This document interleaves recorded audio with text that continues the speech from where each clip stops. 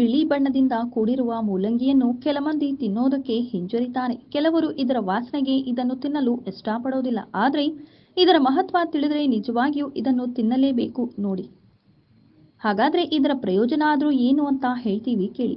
15 ನಿಮಿಷಗಳಿಗೊಮ್ಮೆ ಒಣಗಿದ ಮೂಲಂಗಿಯ ಕಷಾಯವನ್ನು ಸೇವಿಸಿದರೆ ಕಾಲರಾ ರೋಗ ಗುಣವಾಗುತ್ತೆ. ಕಣ್ಣಿನ ಶಕ್ತಿ ಹೆಚ್ಚಾಗಲು ಮೂಲಂಗಿಯನ್ನು ದಿನನಿತ್ಯ ತಿನ್ನಬೇಕು. ಇದರಿಂದ ಕಣ್ಣಿನ ಶಕ್ತಿ ಹೆಚ್ಚಾಗುತ್ತೆ. ಹಸಿವು ಆದಾಗ ಮೂಲಂಗಿ ತಿನ್ನಬೇಕು.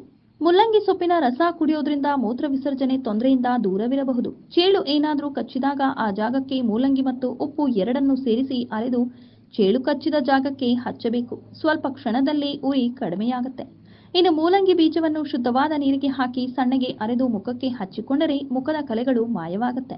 ಜೊತೆಗೆ ಪಡವಲಕಾಯಿ, ಕ್ಷಯರೋಗಗಳು ಇದರ ಪಲ್ಯವನ್ನು ದಿನವೂ ಸೇವಿಸೋದ್ರಿಂದ ರೋಗ ಹತೋಟಿಗೆ ಬರುತ್ತೆ. ಚರ್ಮರೋಗಕ್ಕೂ ಕೂಡ ಇದು ರಾಮಬಾಣ. ಮೈತುರಿಕೆ ಕೂಡ ಇದು ಉತ್ತಮವಾದ ಮನೆಮದ್ದು ಅಂತಾನೆ ಹೇಳಬಹುದು. ಹೀಗೆ ಈ ಪಡವಲಕಾಯಿ ಹಾಗೂ ಮೂಲಂಗಿಯನ್ನು ತಿನ್ನದೇ ಇರುವವರು ಇನ್ನು ಮುಂದೆ ಯಾರಾದರೂ ಇವುಗಳನ್ನು ಸೇವಿಸೋದ್ರಿಂದ ಉತ್ತಮ ಆರೋಗ್ಯ ನಿಮ್ಮದಾಗಿಸಿಕೊಳ್ಳಬಹುದು.